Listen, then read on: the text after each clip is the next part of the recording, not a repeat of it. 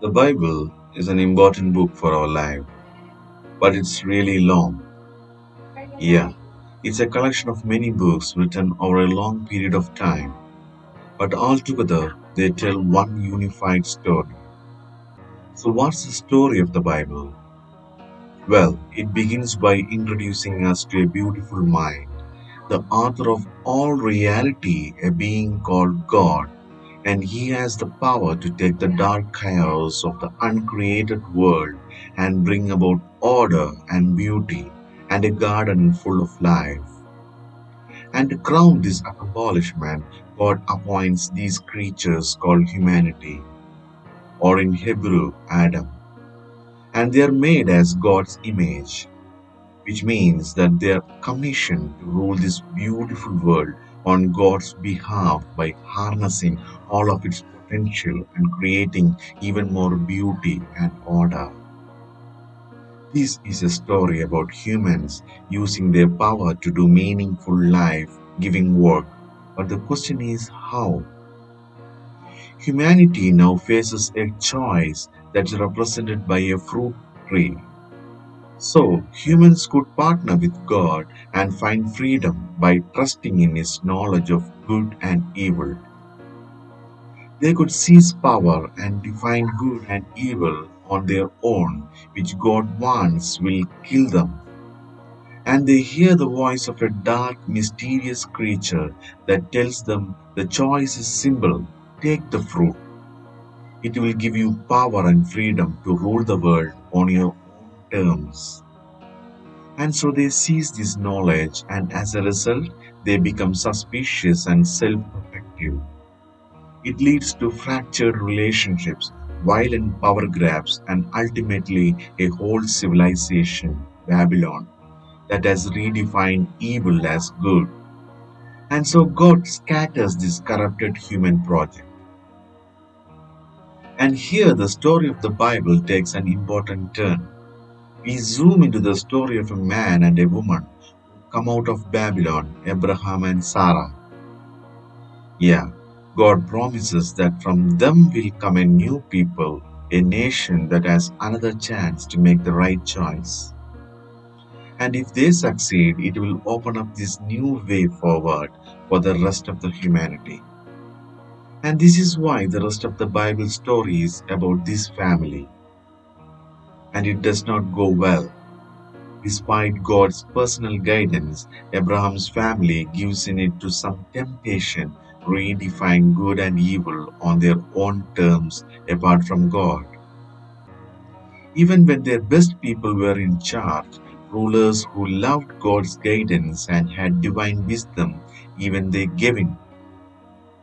And so Israel was warned by their own prophets that these choices would lead them back to Babylon, this time as conquered captives living in exile. And that's exactly what happened. So, even with God's personal guidance, Israel fails. Can succeed? Well, the prophet said that the story wasn't over. God's being God going to send a new leader to Israel to cover for their failures and to transform the people's hearts and minds so that they can make the right choice. And so the part of the Bible called the Old Testament ends, and these promises are left hanging. And then the biblical story continues into the New Testament. We are introduced to a man who comes from the line of Israel kings, Jesus of Nazareth. And he said that he was bringing all these promises to their completion. He confronted the dark, mysterious evil that all humanity has given into and resisted his power. And then he announced that God had arrived to rule the world through himself. Jesus taught about God's definition of good and evil, and he said that real power is serving others. According to Jesus, it's people who love the poor and even love their enemies. These are the kinds of people who actually rule the world. That's confusing, but also really beautiful. And so is the claim this story goes on to make about Jesus, that he is God become human. to be for Israel and for all humanity what we could never be for ourselves.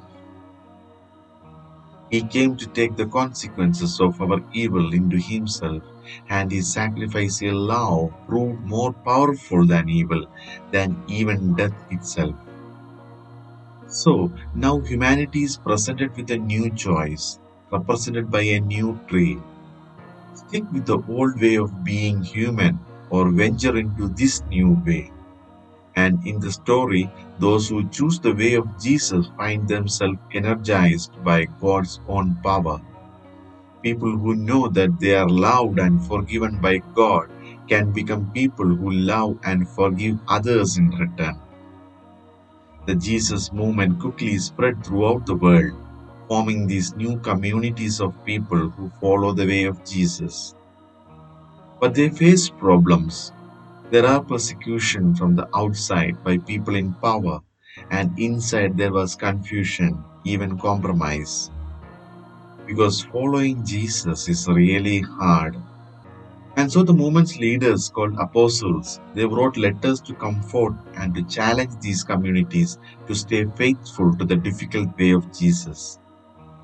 And they are called to hope for the day when Jesus will come and change everything. And so the Bible ends by pointing to the future day when all wrongs are made right, when evil is eradicated, heaven and earth are united, and humanity can rule the world together in the love and power of God. Okay, so that's the story of the Bible, and it brings all of these books together. What's interesting is that each book contains a different kind of literature that contributes to the story in a unique way. Thank you.